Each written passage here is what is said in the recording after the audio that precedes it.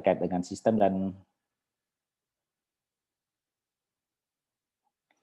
kita akan coba sharing terkait dengan sistem dan manajemen kekayaan intelektual, apa yang dilakukan IPB, kemudian kira-kira apa yang bisa dari Anda semua yang termasuk ke dalam kekayaan intelektual.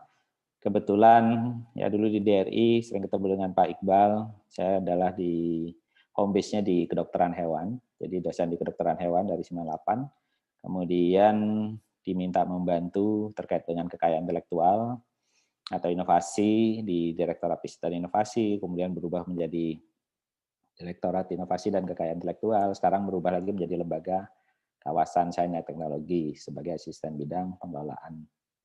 Ya, ini mungkin sekilas beberapa workshop yang pernah saya ikuti terkait dengan KI. Jurnal nggak perlu saya kira, itu S2. Nah, ini tadi saya nggak bisa link, nanti kita lanjutkan. Jadi untuk pagi hari ini, sebenarnya kita akan fokus kepada yang poin 1, ya, sistem dan jenis-jenis kekayaan intelektual. Itu untuk diploma, S1, kita memahami ini, kemudian kita implementasikan, itu nanti tentunya akan membuat kita sadar bahwa kekayaan intelektual itu tidak hanya paten.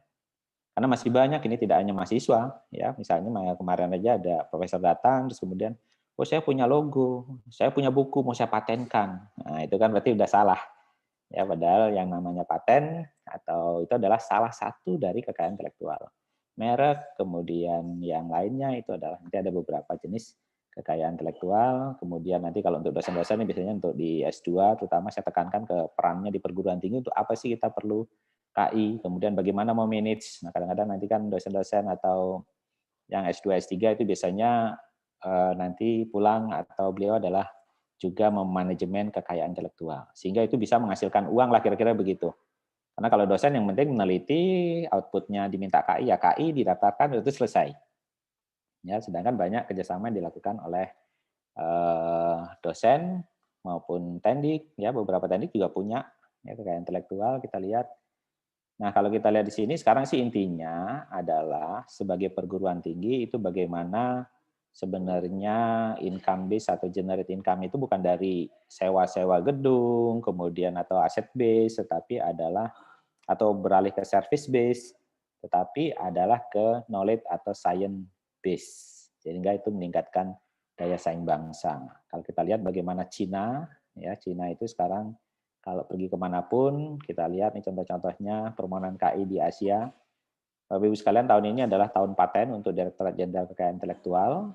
Ya, nah, ini permohonan di Asia, kita lihat dari segi beberapa kekayaan intelektual ada paten, kemudian yang terbanyak adalah trademark atau merek dagang di sini, merek dagang maupun jasa. Ya, sedangkan yang lainnya mungkin hanya sebagian kecil saja. 5 negara dengan permohonan paten tertinggi itu adalah Cina. Jadi sekarang itu semua pokoknya Cina. Ya pergi kemanapun kalau kita lihat, nah ini kalau kita lihat 46,4% itu dari Cina, yaitu yang mengajukan permohonan paten. Dan paten-paten dari luar negeri ya itu didaftarkan atau dimohonkan di Indonesia. Kenapa? Karena Indonesia adalah populasinya sangat tinggi, kemudian adalah konsumen, ya sehingga produk-produk mereka perlu dilindungi di Indonesia supaya tidak ada ditiru dan yang lainnya. Kemudian di sini merek juga hampir 51% di sini ya, 51,4% itu juga merek Cina. Nah ini Pak Iqbal, Bu Lali yang sering keluar negeri itu kalau diminta oleh-oleh, Pak bawain oleh-oleh dong. Lah katanya pergi ke Jerman, kok oleh-olehnya made in China. Nah pergi ke Jepang kok oleh-olehnya made in China. Karena memang kalau kita lihat di situ merek ya kebanyakan juga banyak sekali itu dihasilkan oleh China. Kemudian desain industri juga ini 54% dari Cina. Nah di Indonesia bagaimana? Ternyata kalau kita lihat permohonan tadi seperti yang saya katakan di awal bahwa permohonan ini khususnya paten ya terkait dengan teknologi itu 75 hampir 76% itu berasal dari luar negeri. Ini data tahun 2019. Nah, sisanya itu yang berasal dari dalam negeri. Ya, jadi memang kebanyakan itu berasal dari luar negeri. Nah, makanya diminta bagaimana jumlah ya competitiveness index kemudian innovation, ya global innovation competitiveness itu Indonesia kecil. Kenapa? Karena jumlah inovasi, ya atau jumlah paten yang dihasilkan dibagi dengan jumlah penduduk Indonesia. Nah, jumlah penduduk Indonesia yang tinggi ini sehingga pembaginya tinggi sehingga nilainya menjadi kecil. Itulah kira-kira itu secara gambaran umumnya. Nah, apa yang dimaksud dengan kekayaan intelektual? Ya, termnya dulu HKI, HAKI. Nah, sekarang termnya adalah KI, kekayaan intelektual. Itu adalah intelektual manusia, ya daya pikir, dari daya cipta, daya rasa, dan karsa, itu menghasilkan suatu teknologi, ilmu pengetahuan, seni, dan sastra. Inilah yang dilakukan suatu perlindungan. Nah, itu intinya kira-kira seperti itu. Jadi semua hasil tersebut kemudian dilindungi secara hukum dan masing-masing kekayaan intelektual itu mempunyai hukum atau undang-undang tersendiri. Nanti di Indonesia ada beberapa yang kita lihat itu sudah masing-masing mempunyai perlindungan secara hukum. Kalau kita lihat dari definisinya, ya intellectual property right atau kekayaan intelektual atau disebut dengan IP, dia adalah hak eksklusif. Apa yang dimaksud hak eksklusif itu bisa berupa hak moral dan hak ekonomi. Diberikan oleh negara, bisa kepada individu, bisa kelompok. Makanya paten itu bisa, misalnya salah satu saya contohkan paten itu bisa menjadi milik bersama terhadap tadi ya hasil-hasil berupa ilmu pengetahuan, desain, teknologi, pemakaian simbol dan lambang dagang. Jadi kalau negara, hak individu tadi private right kecuali nanti adalah hak cipta. Nah, ini yang hak cipta ini yang paling banyak biasanya di FEM ya. Atau yang ilmu sosial humaniora itu kebanyakan masuknya ke dalam hak cipta nanti. Kemudian sebagian besar kekayaan intelektual itu bersifat teritoriatif. Apa artinya? Dia dilindungi di mana dia didaftarkan. Jadi kalau dia didaftarkan hanya di Indonesia, maka dia dilindungi hanya di Indonesia saja. Nah, itu salah satu kelemahan tanda kutip dari beberapa kekayaan intelektual. Kemudian ada batas waktu perlindungan. Jadi masing-masing kekayaan intelektual mempunyai batas waktu perlindungan yang berbeda. Hak eksklusif yang dimaksud adalah bisa digunakan sendiri, bisa memberikan persetujuan kepada pihak lain, ya. Makanya itu bisa diwariskan, dihibahkan, diwakaf. Kenapa? Karena memang perlindungan itu ada yang ratusan tahun. Nah, itu bisa diwariskan, makanya nanti bisa dinikmati oleh anak cucunya. Dan juga melarang atau mencegah pihak lain untuk menggunakan, terutama terkait dengan adalah ekonomi atau komersil. Makanya pelanggaran itu biasanya terkait kekayaan intelektual itu biasanya kalau sudah menyangkut kepada ekonomi atau komersil. Intinya sih sebenarnya ini ada beberapa yang mengelompokkan kekayaan intelektual itu ada yang kepemilikannya komunal di sini ya, seperti indikasi geografis, sumber daya genetik, ekspresi budaya tradisional, nah itu masuk dalam kepemilikan komunal, yang kita kenal lebih banyak kepada indikasi geografis, kemudian yang personal itu hak cipta dan hak kekayaan industri, ya. Tapi kalau kita kumpulkan apa saja sebenarnya kekayaan intelektual, itu yang pertama adalah hak cipta, kemudian hak paten, hak merek, desain industri, desain tata letak sirkuit terpadu, rahasia dagang, perlindungan varietas tanaman dan indikasi geografis di sini ya yang komunal ini termasuk di dalamnya ada ini. Nah, dari 8 kekayaan intelektual ini itu yang saya warnai hijau di sini VVT itu satu-satunya yang berada di bawah Kementan. Sisanya itu berada di bawah Kementerian Hukum dan HAM. Ya, PPT perlindungan varietas tanaman itu berada di bawah Kementan. Nah, inilah kira-kira kalau saya ringkaskan seperti ini. Jadi ada 8 kekayaan intelektual yang ada di Indonesia, misalnya hak cipta itu udah ada undang-undangnya ya, 28 2014, kemudian baru kemarin keluar PP 0 berapa saya lupa itu yang terkait dengan royalti untuk lagu dan musik. Nah, karena banyak kan sekarang yang di cover lagu dan lain-lain ya di internet dan lain itu diatur sekarang menggunakannya harus ada royalti, harus bayar kepada pencipta. Kemudian hak paten yang sebenarnya itu terkait dengan teknologi, hak merek, indikasi geografis, desain industri, desain ini masing-masing punya undang-undang. Jadi kalau kita baca undang-undangnya secara detail itu semua aturannya ada di sana. Jadi masalah kan kita kadang-kadang kalau baca undang-undang, nah belum lagi bahasanya bahasa hukum ya kadang-kadang interpretasinya berbeda. Nah ini yang harus benar-benar di highlight bahwa yang sering salah itu adalah bahwa untuk hak cipta, tadi yang saya bilang satu-satunya yang bersifat universal, kemudian dia tidak wajib mengajukan permohonan. Jadi misalnya Pak Iqbal bikin bahan kuliah itu sebenarnya secara hak cipta sudah diakui dan berlaku di seluruh dunia. Karena dia bersifat universal, hak eksklusifnya itu universal. Kemudian misalnya foto, ya fotografi, kita punya foto, ya bikin video. Nah, itu sudah langsung diakui hak ciptanya. Ya, tidak wajib mengajukan permohonan ke Kemenkumham. Tetapi untuk memperkuatnya itu bisa yang namanya melakukan pencatatan hak cipta. Ya, nanti dapat surat atau bukti pencatatan, bukan sertifikat. Jadi hak cipta itu nggak ada sertifikatnya, sedangkan KI yang lain itu ada.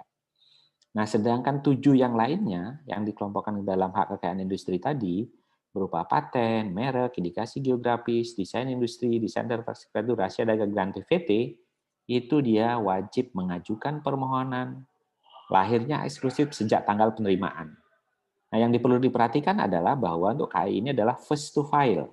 Berbeda dengan publikasi. Kalau publikasi adalah first to publish. Siapa yang publish duluan? Nah, kalau yang ini, dia siapa yang daftar duluan. Kalau hak cipta itu lahirnya eksklusif sejak diumumkan, ya. Jadi kalau sudah diumumkan atau sudah dideklarasikan itu dia sudah diakui. Nah kita lihat satu persatu di sini kita coba tadi ya. Di sini ada pencatatan di DJKI. Nanti munculnya adalah sertifikat, bukan sertifikat tapi adalah surat bukti pencatatan. Apa saja di sini yang masuk hak cipta itu adalah misalnya software, kemudian nulis buku, ya dicatatkan misalnya motif batik, ya. Nah sini motif batik, ya, ukiran.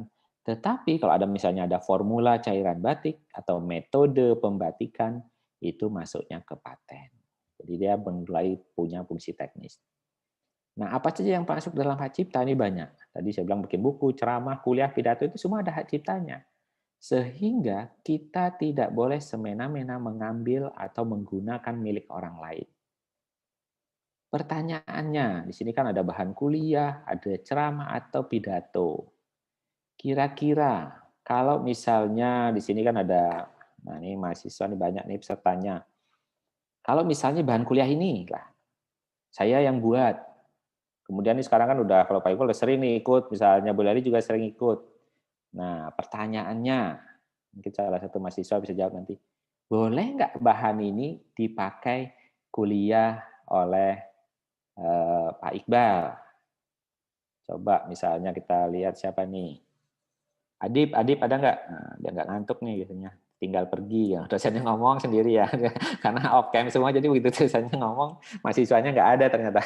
Ada Pak, ada Pak. Ada Adip. Nah, syukurnya ada ya. Kalau nggak dicoret sama Bu Leli sama Pak Iqbal tuh. Oh ini nggak hadir gitu ya. Kira-kira boleh nggak, Mas Adip? Kalau menurut Adip ya Pak ya, kayaknya Iya, sih boleh Pak, asalkan masih sama kampusnya Pak. asal sama kampusnya. Iya. Oke. Ada lain? Yang lain alasannya? Ahmad Amrullah. Mas Ahmad, ada Mas Ahmad? Nah, di absen ini katanya. Ya mungkin tambahannya harus izin dulu ya ke pemilik bahan kuliahnya gitu. Harus izin. Sebenarnya benar boleh. Izin juga sebenarnya nggak perlu izin. Nah, yang penting adalah terutama untuk kuliah segala macam ya, artinya tidak dikomersilkan, itu ya kuncinya tidak dikomersilkan. Kemudian yang tidak boleh itu, yang sering salah itu adalah bahan ini dipakai terus namanya diganti. Ya kan di situ tulis namanya, ini adalah misalnya tadi Ketut diganti langsung Pak Iqbal misalnya, Iqbal. Nah, itu yang tidak boleh. Kenapa? Karena kan yang buat beda. Tapi kalau dipakai ini bahannya Pak Iqbal, saya pakai, itu diperbolehkan, asal tidak digunakan untuk komersil, gitu ya. Nah ini kemudian waktu perlindungannya ini menarik, ya lagu terutama ini ya. Ini perlindungannya selama hidup pencipta ditambah 70 tahun setelah pencipta meninggal. Jadi kalau tadi Mas Hadib misalnya sekarang umur berapa? 25. Misalnya lah, 25 menciptakan lagu. Ya kan? Meninggal di usia 50 tahun lah misalnya. Masih muda ya. Misal, ini misal. Berarti kan dari umur 25 sampai 50 itu 25 tahun perlindungannya. Nanti ditambah lagi 70 tahun setelah meninggal. Berarti total perlindungannya itu adalah 70 tahun ditambah 25. Nah, itu kan 95 tahun. Nah, berarti anak cucunya kalau misalnya lagunya laku, ya dipakai seperti Deddy Kempot, nah itu royaltinya akan banyak sekali. Itu kira-kira. Sedangkan karya fotografi, potret, program komputer, nah ini yang sering banyak yang kenapa saya highlight di sini, banyak yang menanyakan program komputer bisa nggak dipatenkan. Nah, kalau program komputer, software itu biasanya lebih banyak kepada hak cipta. Bisa dipatenkan kalau dia mempunyai fungsi teknis tertentu, dengan algoritma tertentu, dia melaksanakan suatu fungsi alat tanpa dia jadi satu kesatuan dengan alatnya. Itu biasanya bisa dipatenkan, diatur di undang-undang. Nah ini kepemilikannya adalah 50 tahun, ya baik institusi maupun private. Nah ini ini hak merek dulu, ya yang patennya ada di belakang. Yang nomor 3. Nah kalau merek, nah ini yang sering kita lihat itu berupa logo, gambar 2 dimensi, hologram, dan yang sekarang di Undang-Undang Paten merek yang baru itu, suara pun itu bisa dijadikan merek. Ada yang bisa menyebutkan suara itu merek? Jadi kalau dengar suara ini, oh ini merek ini. Jadi kalau dengar suara sebelah, oh itu radionya merek Sony. Nah, misalnya. Ada yang bisa ngasih contoh? Jadi ingat Pak Menteri, Mas Menteri kemarin bilang ya katanya kalau di kelas jangan beli teori katanya. Disuruh langsung beri praktek gimana tuh. Jadi ramai di grup ya. Coba Kurnia Tri. Iya hadir Pak. Ada nggak kira-kira, oh kalau saya dengar suara ini itu jadi merek, oh, ini merek tertentu. Iklan mungkin ya Pak? Iya, merek apa? Jadi betul iklan apapun ya. Begitu kita dengar ini, oh ini mereknya Honda, oh ini mereknya Sony tadi.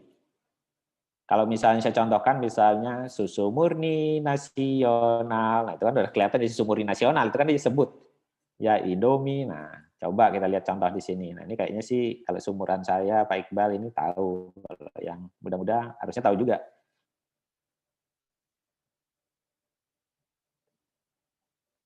Kedengaran suaranya? Apa terdengar suaranya? Dengar Pak. Yang ininya, lagunya? Belum Pak. Oh ya, ini coba.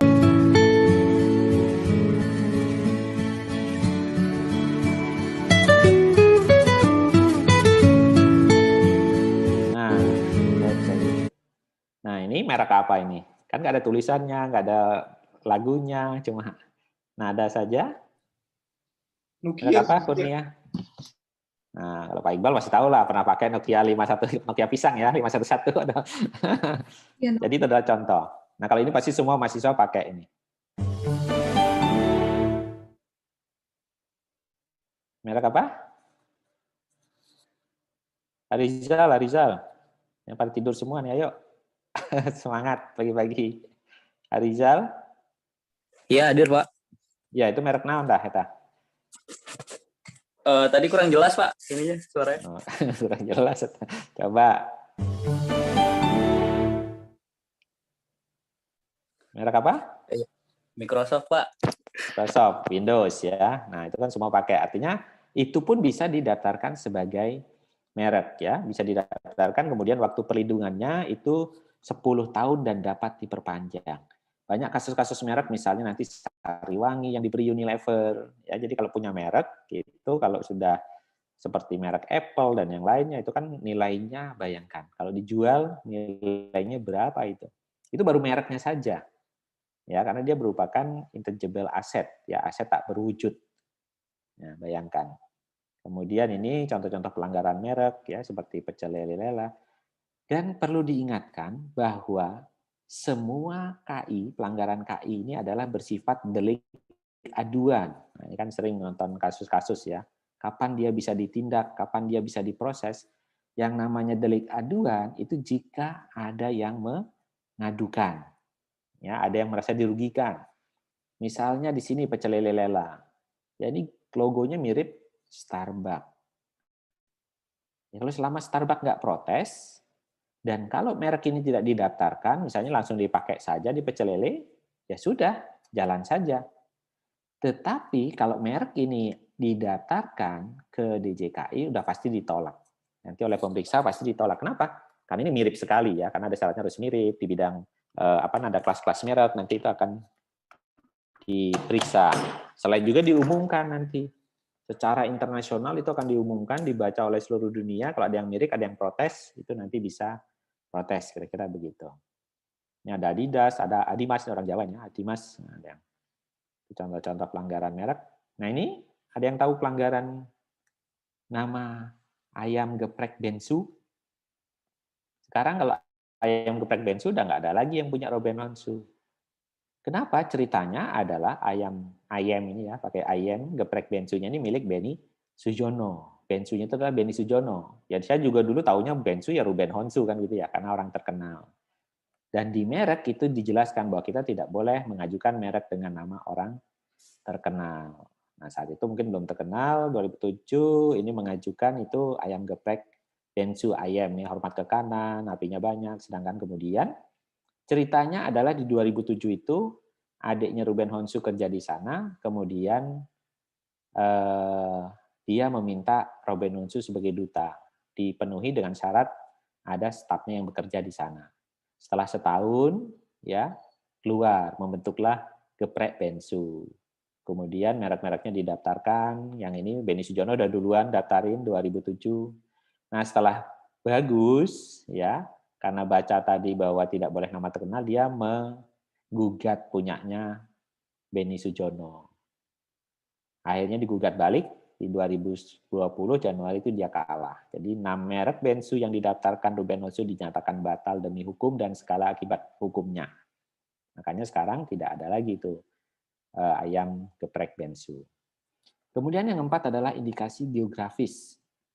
Kalau kita lihat indikasi geografis, itu adalah suatu produk, ya, yang terkait dengan faktor lingkungan geografis, termasuk faktor alam, faktor manusia dan kombinasinya, ya, produk sini berupa barang atau produk dihasilkan itu mengindikasikan suatu daerah.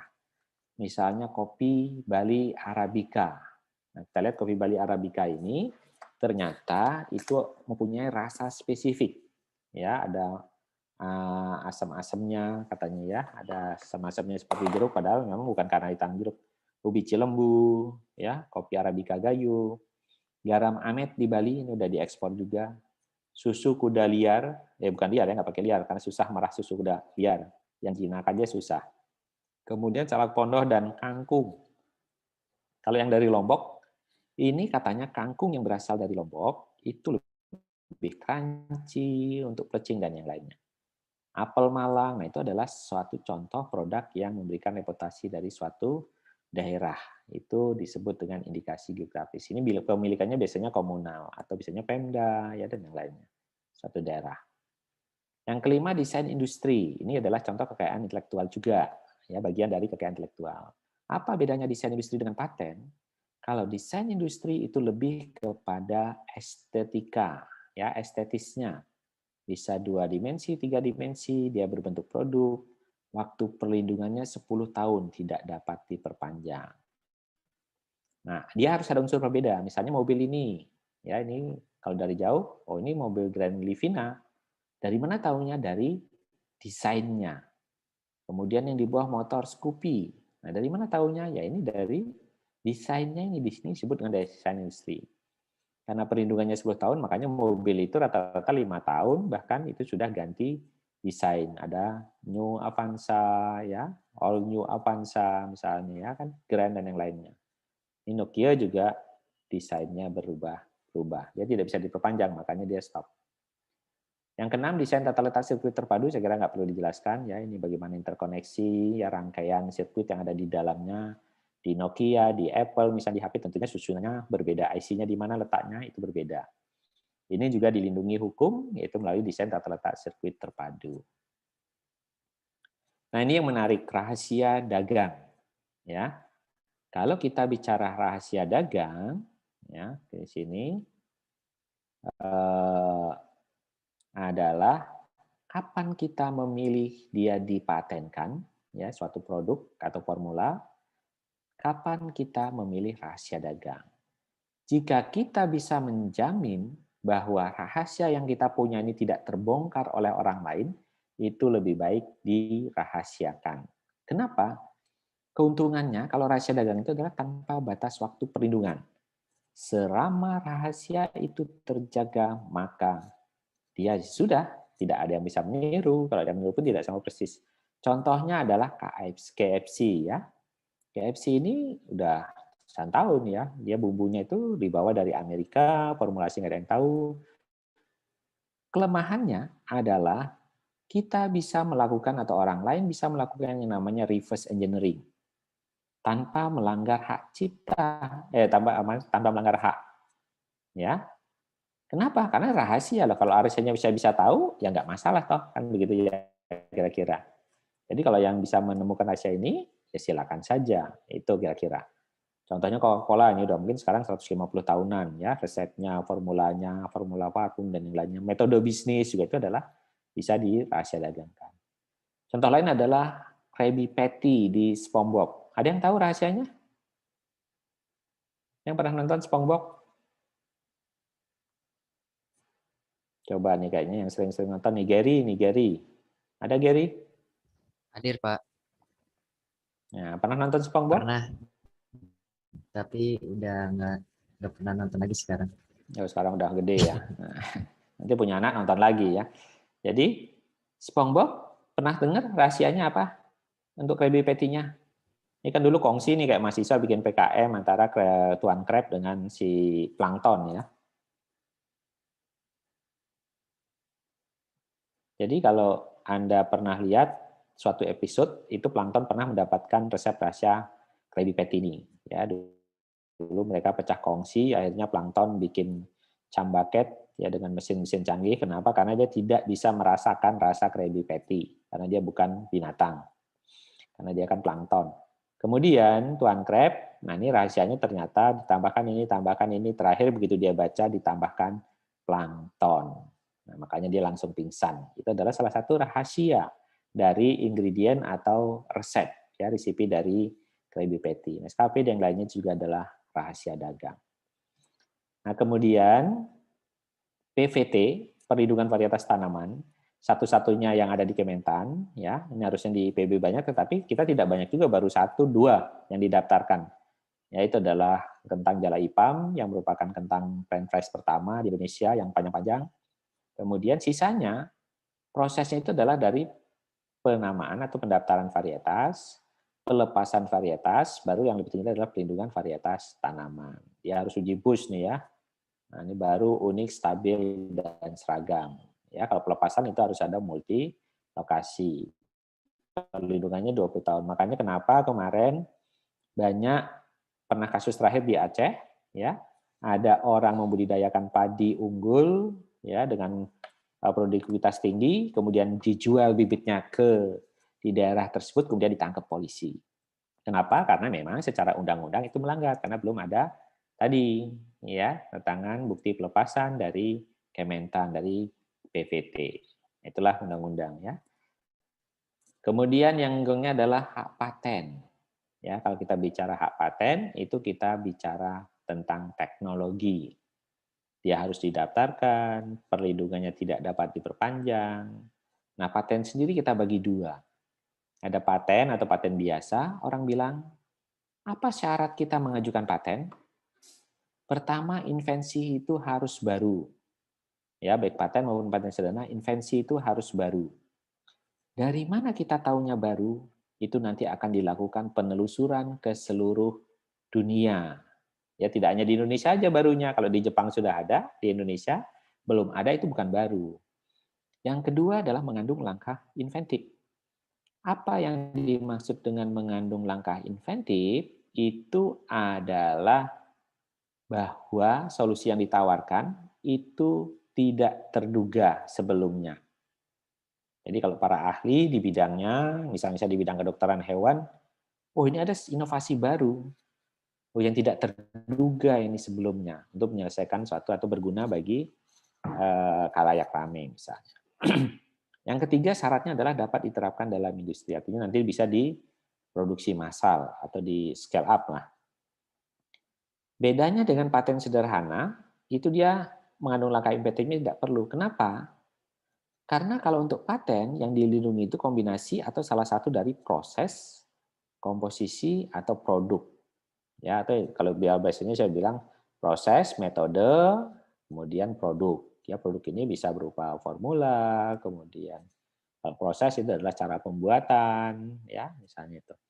Salah satu atau kombinasi, misalnya produk apa dengan cara pembuatannya. Misalnya sabun antiseptik dan cara pembuatannya. Berarti kan dua yang dilindungi.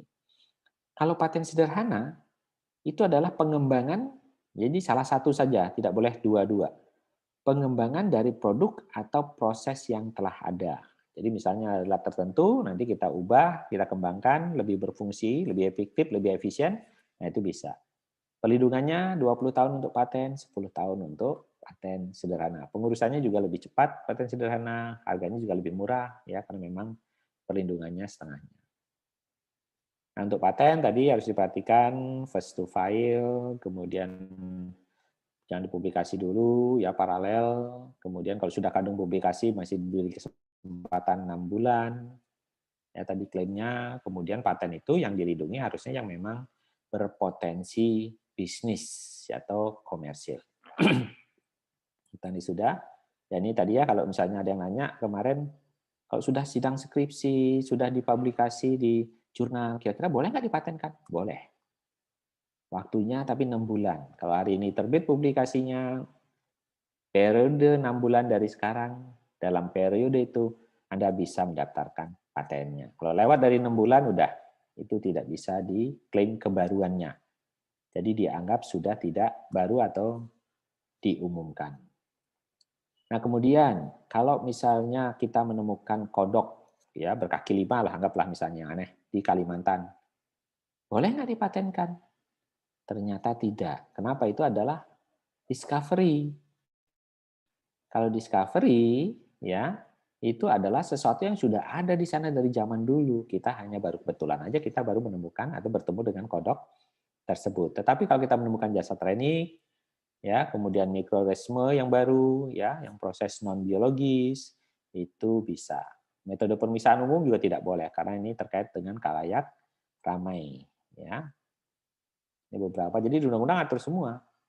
Invensi itu simple. Siapa yang tidak pakai post-it sekarang, baik di digital maupun yang manual, ya.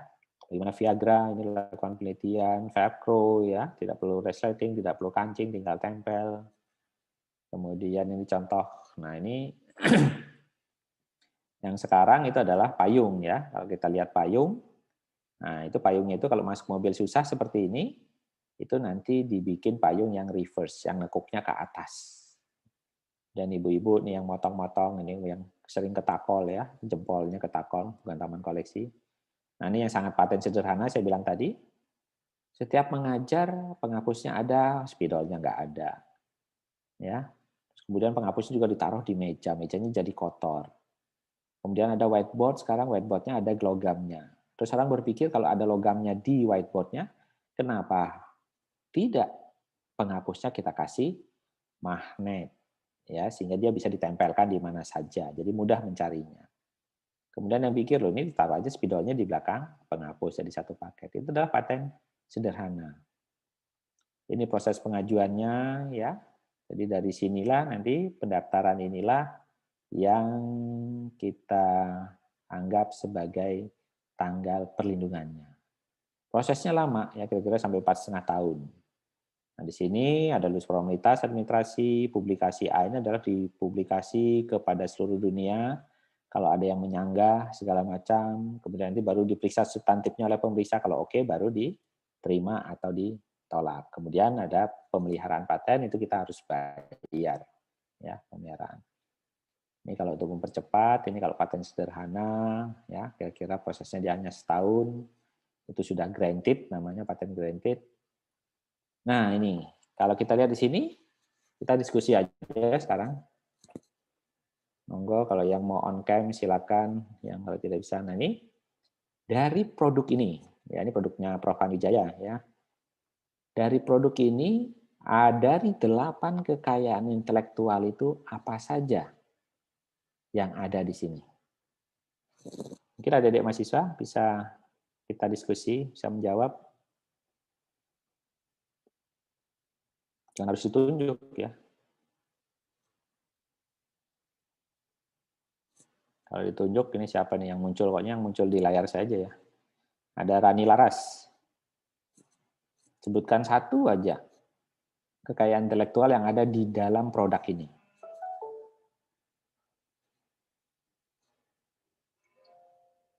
Rani, ada Rani? Iya, Pak. Iya. Boleh sebutkan satu saja. Nanti biar temannya satu ini kan ada 8. Berarti kan walaupun tidak semuanya ada di sini.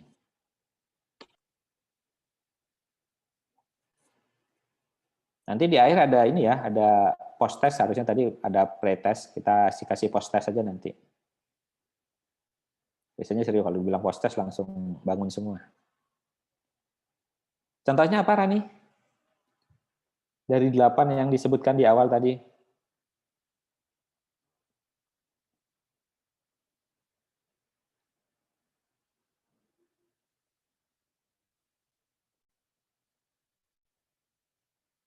Halo Rani, dengar? Ya, mohon maaf Pak, agak putus-putus di saya sinyalnya. Sinyalnya putus-putus. Tapi kan bisa jawab. Ini lancar kok. Oke, mungkin banyak ya. Coba Nur Amalina. Tenang, nanti materinya juga bisa dibaca lagi sih. Ini saya ingin tahu. Ya. Bisa nggak menyebutkan salah satu kekayaan intelektual yang ada di dalam produk ini? Ini kan produk permen ya. Maksudnya manfaatnya, Pak? Jenis kekayaan intelektual, itu kan ada 8 jenis-jenis kekayaan intelektual. Tadi dijelaskan ada paten, ada hak cipta, dan lain-lain. Pelindungan varietas tanaman. Nah ini dalam satu produk ini kan bisa mempunyai lebih dari satu kekayaan intelektual. Nah, di dalam produk permen ini, kekayaan intelektual apa yang bisa kita temukan?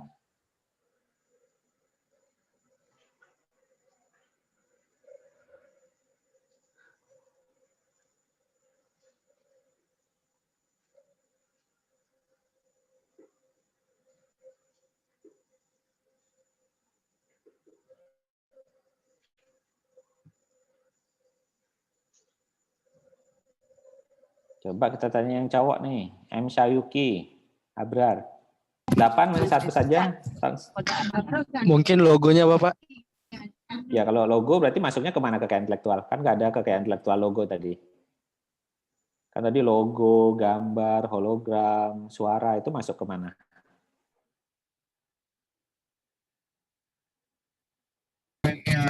Ke hak merek. Hak merek ya, berarti ini merek ya, benar. Di sini ada merek Cajuputs. Nah, Cajuputsnya ini yang sudah didaftarkan mereknya di DJKI. Ada lagi yang lain?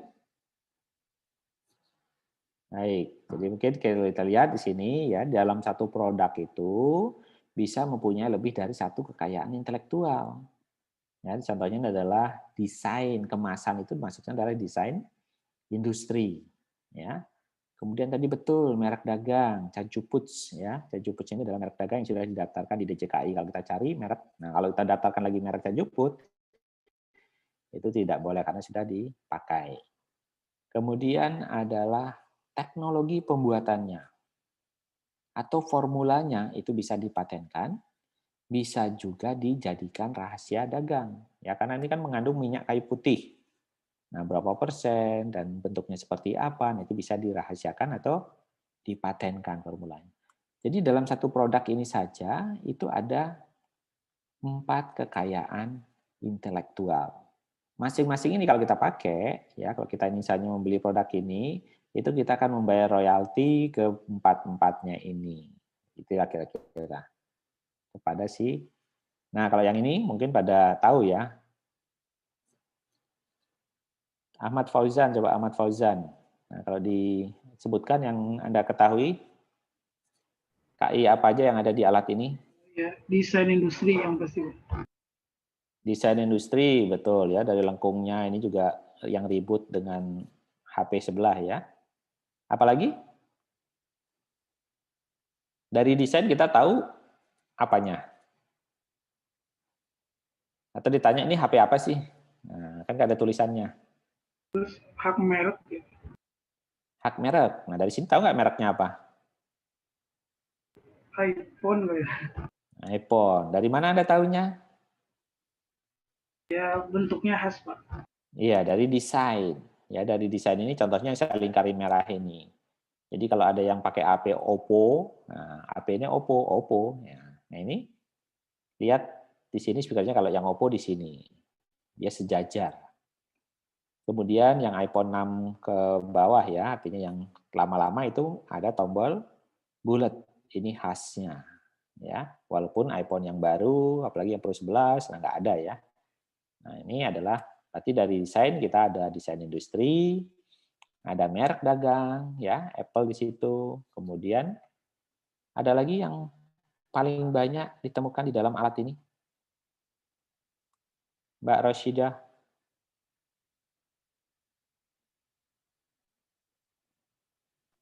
Iya, Pak. Selain tadi desain industri, merek, apalagi kekayaan intelektual yang ada di sini? Paten, Pak.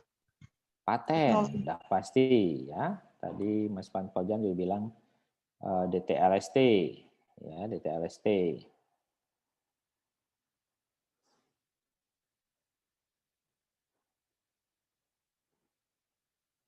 Ya, jadi DTLST itu juga termasuk ke dalam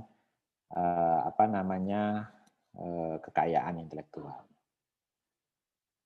Kali ini karena chatnya agak ini. Nah ini, jadi dalam satu produk ini tadi desain industri, kemudian hak cipta, program komputer yang dipakai itu adalah masuk ke dalam hak cipta, kemudian paten. Nah patennya ini banyak, ya fungsi teknis dari metode, cara kerja, kamera, baterai.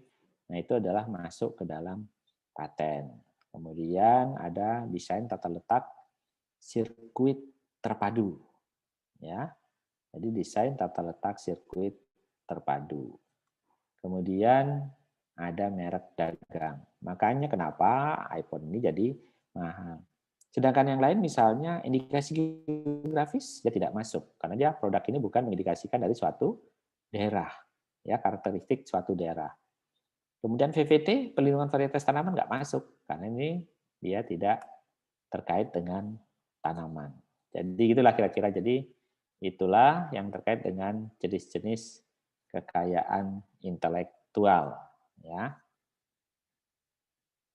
Nah, kalau yang ini lebih bisa dijawab di chat juga. Kalau misalnya yang bermasalah dengan mikrofon, produk minuman apakah ini? Ya kan air minum dalam kemasan. Kalau dari segi teknologi dulu Aqua pertama kali ya jualan air itu diketawain orang.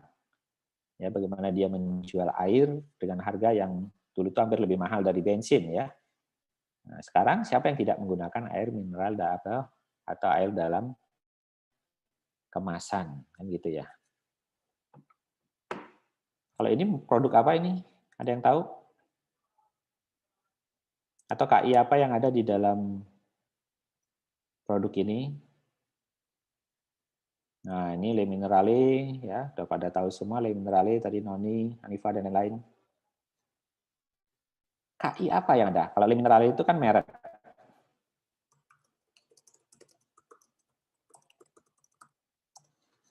Merek rahasia dagang, desain industri, ya. Terus apa lagi? Kalau yang manis-manisnya, nah karena katanya kan ada rasa manis-manisnya, itu masuk ke mana? Ya kan ada rasa manis-manisnya. Oke, bisa paten, bisa rahasia dagang, gitu ya kira-kira. Atau ini udah dicoba belum? Rasanya manis nggak? Nah, kan gitu ya. Nah ini desain industri, kemudian merek dagang, kemudian ada teknologi pembuatannya itu adalah paten, kemudian rahasia dagang atau paten untuk formulasi atau komposisinya. Ya.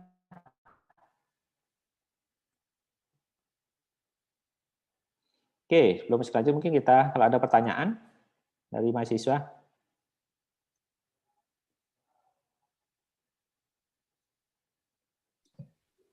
Izin bertanya, Pak. Ya, Ya, Iswandi. terkait dari ini sih Pak, apa PP nomor 56 tahun 2021 yang tentang live musik di kafe tetap kena royalti itu loh Pak.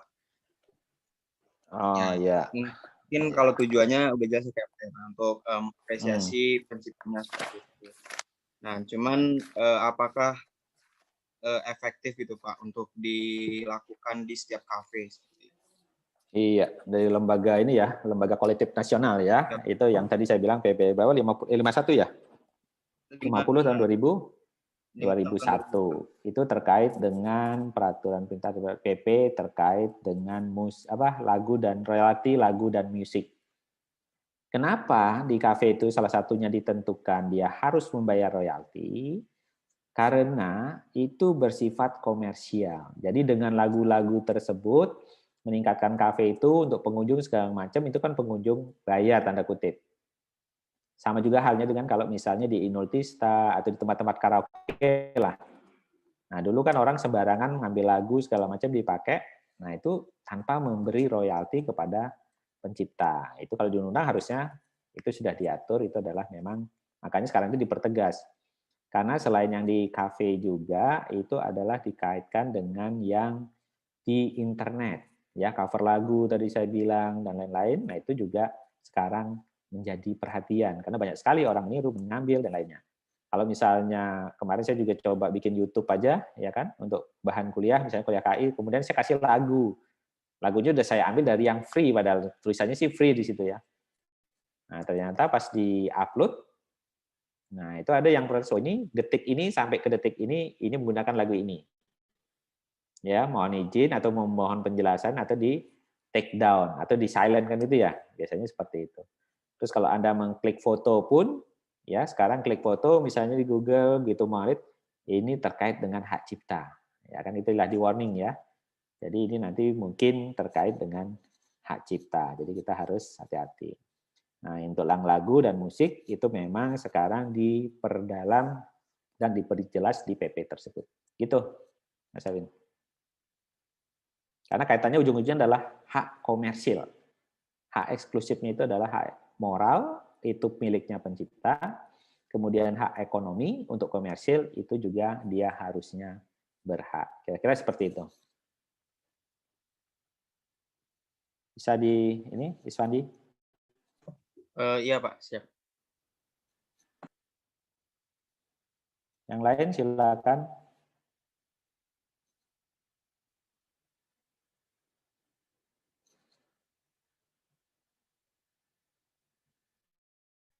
Pak, izin bertanya, Pak.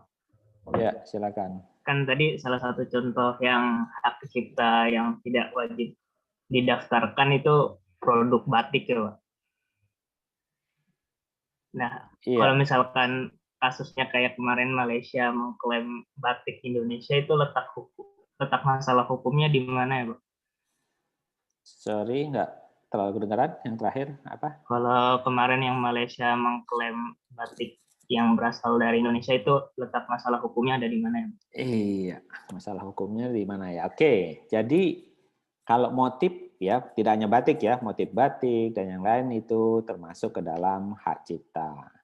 Nah, kalau klaim mengklaim ini yang jadi masalah adalah kita harus bisa membuktikan bahwa itu karya atau ciptaan kita. Itu yang pertama. Misalnya motif. Nah, kalau batik ini kan sebenarnya dulu kita tahu batik itu motifnya ada batik Pekalongan yang khas ya, kemudian Jogja, apalagi ya, Jepara, kalau ukiran misalnya Jepara, Bali, dan yang lainnya. Tapi begitu motif batik muncul, sekarang tiap daerah membuat motif batik. Misalnya kalau ada gajahnya itu pasti motif Lampung, ya. Kemudian nanti yang apa motif masing-masing provinsi, Bengkulu misalnya dengan rafflesianya dan yang lain-lain. Nah terkait dengan Malaysia, yang jadi masalah adalah kalau kita pergi ke Malaysia itu banyak arti nenek moyangnya tanda kutip ya itu berasal dari Indonesia. Nah itu kan kemudian mereka menciptakan kreativitasnya mirip-mirip dengan yang dari daerahnya. Kemudian untuk dasar hukumnya ya sesuai dengan undang-undang tadi pertama adalah delik aduan. Kalau kita protes kita harus bisa membuktikan bahwa itu ciptaan atau motif milik kita. Itu intinya. Makanya di DJKI itu untuk memperkuat biasanya terjadi sengketa itu dilakukanlah yang namanya pencatatan. Makanya terakhir kan kita biasanya terlena, pokoknya ini udah milik kita, udah milik Indonesia. Nah begitu diklaim oleh negara lain, barulah kita kelimpungan. Contoh yang lain adalah Reok Ponorogo. Nah kalau Mas ini pergi ke Malaysia tempatnya di sana, itu memang orang Ponorogo semua dari zaman penjajahan dia pindah ke sana, terus kemudian berturun-temurun di sana. Nah, jadi rasanya itu masih jadi rasa orang Ponorogo, kebudayaannya juga dibawa. Nah, makanya sekarang itu kan perlu dicatatkan supaya ini loh buktinya ya batik segala macam. Jadi ada bukti pencatatan dan bahwa itu bukti. Misalnya lagu pun demikian.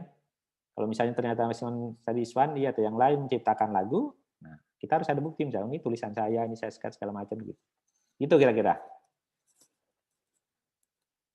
Nanti kalau di proses hukum pun ya kita di pengadilan nanti dengan ada saksi ahli dan lain-lain itu nanti proses nanti ditentukan di sana oleh pemeriksa ahli. Bisa terjawab? Mas? Bisa Pak, terima kasih. Mas Arif ya, Arif Rahmat. Yang lain silakan.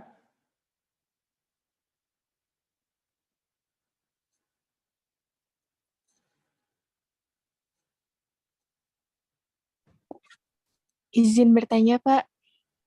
Ya, Amira. Ya, Pak. Masih penasaran terkait pelindungan varietas tanaman nih, Pak.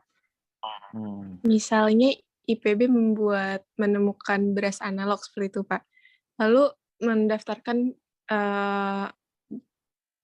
penelitian ini kepada PVT ini. Itu bagaimana ya, Pak? Apakah supaya masyarakat umum bisa ikut menanam atau membudidayakan juga tanaman varietas yang punya PVT itu harus membeli atau meminta hak juga menggunakan atau seperti apa itu, Pak? Iya, jadi kalau mungkin saya luruskan dulu ya pertanyaannya. Kalau beras analog itu kan beras tetapi dibikin dari bukan beras gitulah kira-kira ya. Kalau ini kita kan misalnya produksi beras analog itu dari jagung, kemudian dari ubi, dari sagu dan lainnya. Mungkin yang maksudnya adalah varietas.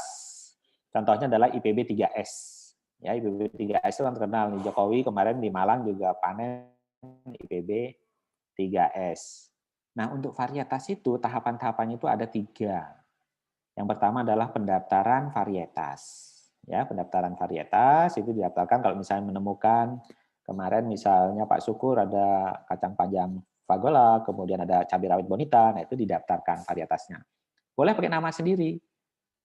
Ya, misalnya tadi bunga matahari leli, nah itu kan bisa saja. Misalnya Bu Leli misalnya mengawinkan dengan bunga, ketemu nih varietas yang berbeda dengan yang lainnya dengan keunggulan tertentu. Itu pendaftaran varietas. Kemudian untuk bisa sampai dilepas, ya artinya diperdagangkan, itu yang harus ada uji multilokasi.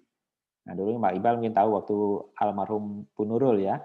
Nah multilokasi itu, misalnya contohnya singkong atau padi dan lain, ditanam di Lampung, ditanam di Bogor, ditanam di Kalimantan, dia memberikan tadi stabil, kemudian unik, seragam. Jadi dia tidak berubah. Begitu ditanam di Bogor, oke, bagus, ditanam di Lampung, kecil-kecil semua. Nah, itu tidak boleh. Nah, setelah pelepasan ini itu sebenarnya sudah bisa dikomersilkan. Jadi industri pun itu bisa memakai karena sudah ada bukti pelepasan. Ya. Nah, dengan izin tentunya dari si inventornya. Beberapa pemulia itu biasanya stop sampai pelepasan. Silakan saja dipakai, silakan saja diproduksi, silakan saja digunakan oleh masyarakat. Contohnya adalah pepaya Kalina. Siapa yang tidak kenal pepaya Kalina? Dulu Prof. Sri almarhum ya, itu melihat bahwa di Indonesia ini kok pepayanya Bangkok. Saya juga waktu kecil nanam pepaya Bangkok, semua Bangkok. Beliau ingin bahwa di Indonesia ini jangan pepaya Bangkok lagi, pepaya Indonesia dong. Nah, disilang-silangkan ketemulah pepaya Kalina. Sebenarnya bukan pepaya California itu hanya branding saja, orang menyebutnya pepaya California sehingga mudah laku. Itu sekarang udah ke mancanegara. Nah itu ya sudah dipakai saja, tidak melanggar tadi yang namanya PVT. Tetapi kalau sudah mau diajukan ke perlindungan varietas tanaman, itu nanti kita mengajukan ke Kantor Pelindungan Varietas Tanaman, Kementan, kemudian di situ nanti akan diuji BUS tadi. Dicek baru unik seragam, ya. Nah itu diberi nama, itu dicek kalau itu sudah memenuhi uji tersebut, ya uji BUS bisa di Cikole untuk yang tanaman yang dataran tinggi, kalau yang dataran rendah ada di Jawa, Lamongan di situ. Nah kalau udah lulus itu, barulah diberi tadi sertifikat sebagai varietas tanaman, perlindungan varietas tanaman. Nah, kalau udah VVT ini, industri harus minta izin. Ya, jadi harus minta izin kepada pemilik VVT ini. Begitu kira-kira. Jadi kayak padi EPB 3S itu kalau mau dipakai ya monggo saja. Makanya kan ditanam dimanapun nggak masalah. Tidak harus membayar royalti kepada IPB. Karena pemulia itu nama pemulia, jadi yang sangat mulia untuk digunakan. Gitu kira-kira. Terima kasih. Iya. Nah, ini dia yang nanya di chat ini ya, siapa Mas Dimas ya.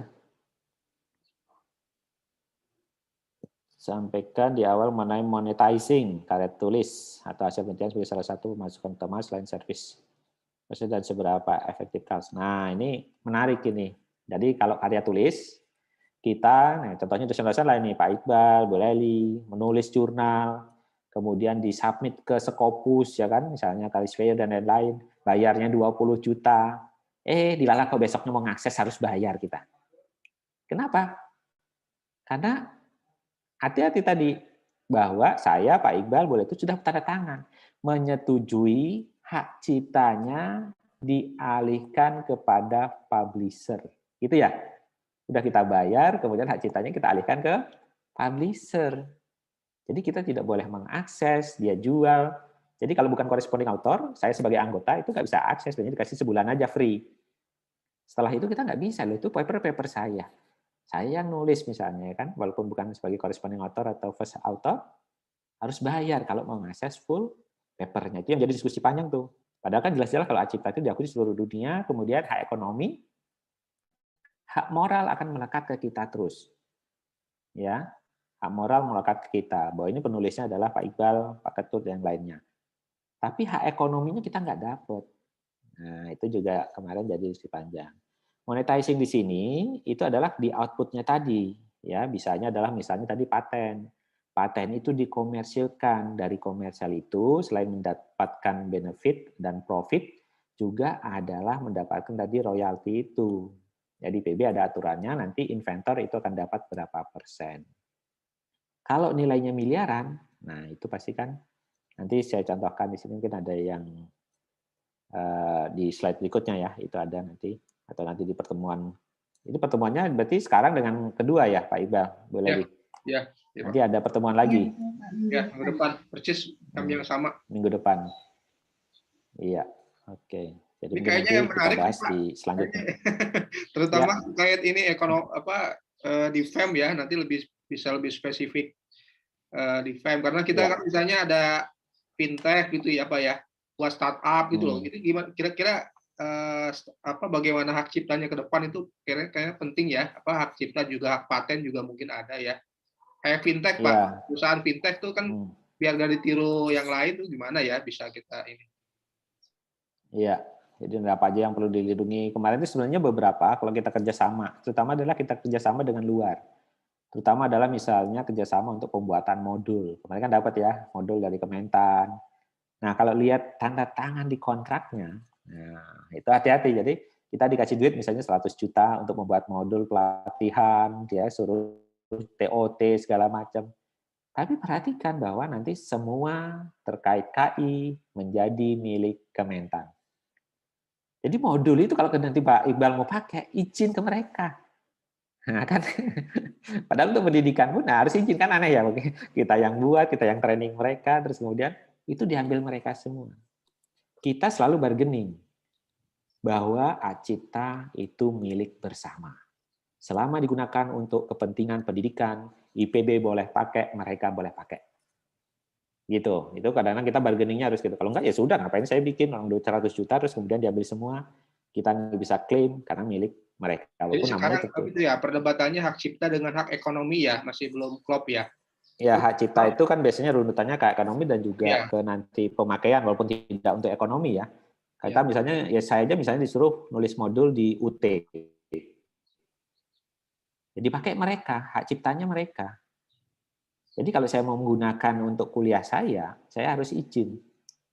Nah, itu padahal kan yang bikin itu saya gitu. Nah, kan padahal emang dia dibayar misalnya 50 juta untuk buat satu buku atau modulnya tersebut gitu. Nah, jadi kita bargainingnya lah orang kekayaan intelektualnya itu kan di kita.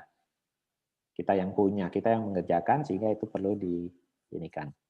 Ini saya cek di KI, mungkin sambil nunggu pertanyaan yang lain, saya coba cek FEM ya, FEM. Departemennya departemen apa ini Pak? Ekonomi Syariah. Ilmu ekonomi syariah. Ilmu ekonomi ya. Udah masuk belum ya? Coba saya cek. Ini Bu Laili sudah kalau pernah kita loh, nanti Pak, semua. Pak. Bu Laili sudah pernah ya dengan Pak Irfan ya? Terkait seed based model itu ya. Mungkin bisa di share dulu. Seed model mungkin kemana masuknya ke Acipta mungkin ya. Coba saya cek. Iya, betul Pak. Dapat sertifikat gitu. Sains budaya Pak. Tapi didaftarkannya tidak via IPB. Melalui mana, Bu? Via Basnas sama-sama. Badan Amil Zakat, Pak. Lembaga Amil Zakat. Nah, nanti yang harus diperhatikan itu milik siapa? Nah, itu makanya kemarin kalau saya lebih cenderung ke IPB, semua yang hasil karya IPB itu kita coba satu pintukan. Nah, karena memang ya itu begitu nanti ternyata kita mendaftarkan di sana, tetapi miliknya milik mereka, ya artinya bukan milik bersama. Contohnya merek aja. Kabupaten belum ada, hak cipta. Tapi dapat sertifikat Pak, saya dan Pak Irfan. Ya, artinya sertifikatnya sebagai inventor kan, sebagai pencipta. Tapi pemilik, nah yang penting itu adalah kalau paten, Bapak Ibu sekalian, misalnya contohnya adalah paten. Paten itu milik siapa? Kan gitu ya, pemegang haknya itu siapa. Jadi kalau misalnya mau digunakan oleh orang lain, itu nanti minta izinnya ke siapa. Kalau misalnya itu pemiliknya atau pemegangnya, itu adalah misalnya IPB, nah semua yang dari luar itu akan minta izinnya ke IPB. Gitu. Walaupun misalnya nanti ya tetap akan melibatkan di sini adalah inventor gitu kira-kira. Dalam syariah, coba. Jadi kalau IPB itu nanti IPB ya pemilik hak ciptanya ya. Nanti kita kalau via IPB gitu ya. Iya, jadi begini. Jadi untuk apapun nanti itu pemegangnya IPB, tetapi itu adalah sebagai institusi. Biasanya kita seperti merek pun kalau di milik bersama dengan inventor atau dengan pusat itu biasanya nanti terkait dengan hak ekonomi, kemudian hak moralnya itu semua bisa melekat kepada inventornya atau unit tersebut. Jadi intinya supaya itu bisa diklaim baik itu sebagai dosen IPB dan juga sebagai diklaim sebagai institusi IPB. Nah, walaupun Ibu misalnya terlibat terus kemudian milik UI, kita nggak bisa klaim bahwa itu punyanya IPB. Sehingga nanti di pemeringkatan perguruan tinggi, di kinerja perguruan tinggi, itu tidak bisa diklaim. Kira-kira begitulah. Makanya beberapa itu kalau kita kerjasama biasanya miliknya bersama, tapi oh ternyata kontribusi IPB nggak ada, ya cuma pinjam nama aja. Nanti begitu di ekonomi kan misalnya itu punya LIPI, ya udah LIPI aja yang ambil keuntungannya, kita nggak minta, karena memang kita nggak berkontribusi banyak misalnya, itu hanya 10% gitu kira-kira. Yang ada kasus kemarin kan kayak UNO itu ya, kartu UNO ya Bu Leli ya, itu kalau mau dipatenkan misalnya melalui IPB gitu ya misalnya, nah itu bagaimana nih? Itu hak pemilik hak ciptanya penemu itu dan juga IPB atau seperti apa, Pak Ketut? Ya biasanya gini, Pak. Kalau untuk hak cipta itu kan sebenarnya langsung bisa dilakukan juga. IPB itu hanya untuk klaim untuk ininya saja. Memang secara tertulis itu adalah menjadi pemegangnya itu IPB, ya. Tapi kalau misalnya saya mau komersilkan melalui IPB itu tetap kita mendiskusikan dengan inventornya, dengan penciptanya. Itu misalnya. Terus kemudian ekonomi pun biasanya kalau untuk hak cipta sih selama ini belum ada ya yang memberikan artinya ekonomi secara langsung selain untuk dari penjualan segala macam. Karena yang terbesar kemarin hak cipta itu adalah yang dengan Tracy Palm ya, dengan PKG. Nah, itu yang sudah muncul. Jadi itu didaftarkan bersama hak ciptanya. Kalau misalnya ada dua institusi bisa kita daftarkan 2 institusi. Kalau misalnya tidak pun ya itu tadi dengan seperti pencipta dengan IPB. Nah, jadi milik tanda kutip bersama tadi. Misalnya kalau didaftarkan ke IPB, iya. Mau mendaftarkan. Ya. Soalnya saya juga ada rencana mau ada mendaftarkan satu. Ya. Menghubungi siapa Pak? Menghubungi saya dan staf. Jadi itu Pak Ketut, kalau yang surat kemarin kan ada insentif yang kedua ya. Nanti saya share juga. Itu terkait dengan insentif paten yang kedua. Nah, itu di situ ada panduannya segala macam. Kalau untuk hak cipta tuh sehari janji, begitu semua formulirnya diisi, ada kelengkapannya, hari ini daftar, bayar 200.000 ya. Nanti dibayar di IPB, kemudian nanti akan keluar surat catatan. Kalau paten memang prosesnya lama. Mahasiswa tuh misalnya ya, dapat PKM misalnya ya. Terus ada sesuatu yang bisa diklaim gitu ya. Itu kan via IPB. Nah, itu kira-kira bagaimana nih settlement-nya ke depan tuh? Ya, kalau semua via IPB, karena kita begini,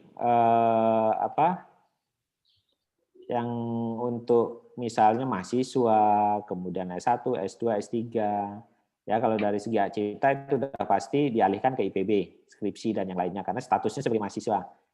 Itu yang pertama. Hasilnya nggak boleh dicantumkan kan kalau untuk publikasi ya.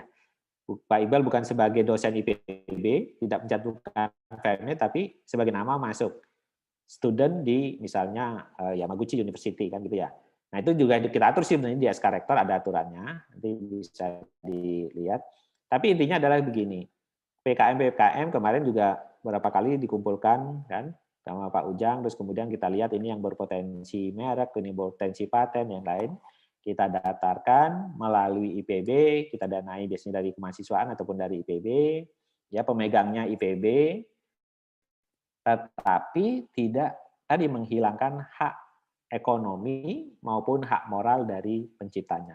Kalau misalnya nanti lulus bekerja di mana, ya itu nanti oh ternyata komersil ini di IPB, dapat royalti, dia tetap wajib harus dikasih.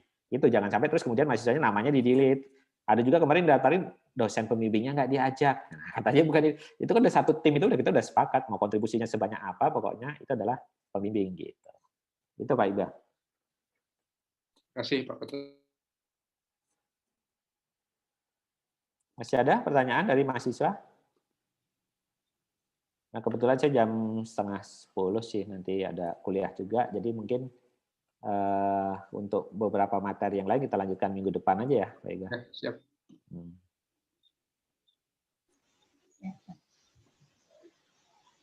Nanti bisa di-share mungkin Pak kontak yang bisa dihubungi. Iya, bisa hubungi nomor saya, bisa. Bu Leli ada di grup mana? Grup pakar, grup mana nih? Ada Pak, di grup pakar. Di grup pakar ada ya? Ada. Di situ kan ada nomor saya dulu. Kemarin tadi yang Pak Arif Sabdo dan lainnya. Nanti bisa kontak saya. Nanti saya kalau udah ke teknis biasanya saya alihkan ke staf, ada Mbak Lulu sama Mbak Nunu. Dua kebetulan Mbak Lulu sekarang sedang cuti melahirkan. Nah Mbak Nunu dan tim itu bisa membantu. Nanti mahasiswa juga bisa di-share-kan atau ada yang tertarik? Bisa langsung silakan aja ya untuk mahasiswa dan yang lainnya Selalu kami terbuka dan memang dituntut untuk banyak. Dan Kayak sekarang kita UNO juga itu, punya drafter kemarin dari FEM, siapa ya yang hadir ya? Ya UNO Ya, itu memang terkendala karena mirip UNO kemarin itu yang UNO Syariah. Itu mereknya atau apa? Jadi waktu Atau PKM, permainannya? ada mahasiswa kami yang dapat medali perak ya Pak, PKM itu UNO Syariah. Oh, UNO Syariah. Jadi itu hak cipta ya. Nah, itu yang harus, nanti biasanya itu tadi harus kita cari bedanya dengan yang sudah ada. Nah, itu kita telusuri, kita cermati, itu biasanya itu yang kalau enggak biasanya nanti akan ditolak. Terus kemudian selain dia sebagai hak cipta, ya suatu sistem atau apa, brandnya juga kita bisa daftarkan. Misalnya mereknya itu merek apa, UNO itu as a brand, as a merek tadi. Nah, itu kita lihat. Terus kita cari dulu biasanya. Jadi kita minta staf, kemudian menelusuri merek ini sudah ada belum. Kalau sudah ada, contohnya adalah fast track, Mbak Iba. Fast track itu kita udah jual ke Astra segala macam. Merek itu daftarnya kan 2 tahun baru ada keputusan. Nah, setelah di tengah setahun pertama, terus kemudian ternyata dicek-cek itu mirip. Begitu dipublikasi dari Taiwan, bilang ini fast track. Kita sudah mendaftarkan merek fast track untuk roda sepeda dan teman-temannya. Tapi ini kan fast track, beda. Nah, tapi kan menyebutnya fast track bahasa Indonesia sama ya, satu pakai X, satu pakai A, gitu ya. Nah, itu nggak boleh. Mereka protes, tetap nggak bisa. Kita diminta argumentasi oleh DJKI, bagaimana kita bilang rodanya kita bukan seperti sepeda, tapi seperti roda tank. Tetap aja itu kelasnya sama. Ya, nantinya sampai sekarang sebenarnya fast track itu kita nggak boleh pakai. Kalau kita jual lagi dengan merek fast track, kita akan di-sue lagi. Nanti akan diadukan ke disomasi. Nah, somasi nggak diturunkan, nggak ini ya ke pengadilan. Nah, itu bayarnya bayar pengacara dan yang lain itu nggak beres-beres. Jadi adik-adik mahasiswa, kalau misalnya ingin menciptakan sesuatu, misalnya merek atau yang lain, telusuri dulu. Ya cari dulu ada yang sama nggak, spesiesnya kemarin yang Unilever mirip dengan Unilike. Nah, punya mahasiswa juga PKM itu. Unilike, jadi kayak unlike itu kan bentuk kemudian ditulisannya di sana. Nah, itu mirip punya Unilever. Unilever langsung protes. Oh, ini nggak bisa, ini Unilike ini udah punya kami, gitu. Sudah didaftarkan tanggal segini. Nah, udah. Itu boleh. Nanti kita bantu, coba nanti kita kontak saja. Terima kasih banyak Pak Ketut. Ya, sami-sami. Mungkin itu Pak Iqbal, Bu Lali yang bisa disampaikan untuk pertemuan pada pagi hari ini. Mudah-mudahan nanti bisa bermanfaat. Mungkin kalau pertemuan minggu depan, ini kan sudah ada materinya, mungkin bisa disampaikan. Kemudian kita ada pre-test dan post-test mungkin ya, biar artinya pemahamannya. Kita masukkan, mungkin masuk bahan ujian juga ini Pak. Nanti di-share. Kita aja yang buat, kami aja yang buat. Ya, bahannya nanti saya share. Monggo nanti mau dibuat seperti apa kan. Dosen pasti udah tahu lah ini. Menarik Pak Ketut. Ini pasti banyak pertanyaan nih minggu depan. Karena kan bukan hanya untuk keperluan skripsi atau penelitian ya, karena banyak sekali nih calon-calon entrepreneurs nih. Ini harus kita bisa aware ya ke depan terkait hak cipta dan hak paten ini ya. Ke depannya biar kita bisa terlindungi lah secara investasi dan seterusnya. Mungkin karena ini Pak Ketut juga ada acara ya, kuliah lagi setelahnya. Kita akhiri mungkin kuliah ini sampai pukul 9.30 ini ya. Pertanyaan buat teman-teman mahasiswa, silakan disimpan dulu untuk minggu depan. Nanti Pak masih ada materi ya Pak Ketut ya minggu depan ya? Iya, kita ada materi ya? yang umum nanti beberapa disampaikan terkait mungkin dengan yang terutama yang FEM Pak ya, yang terkait FEM ya. Demikian mungkin kita akhiri kuliah ini dengan pembacaan hamdalah. Alhamdulillahirobbilalamin. Terima kasih Pak Ketut atas materinya. Saya tutup dengan bacaan Assalamualaikum warahmatullahi wabarakatuh. Assalamualaikum. Terima kasih semua. Terima kasih Pak Ketut. Ya. Hanya Jenip, Pak Iqbal, Bu Lali, semua mahasiswa sehat selalu. Sehat selalu Pak.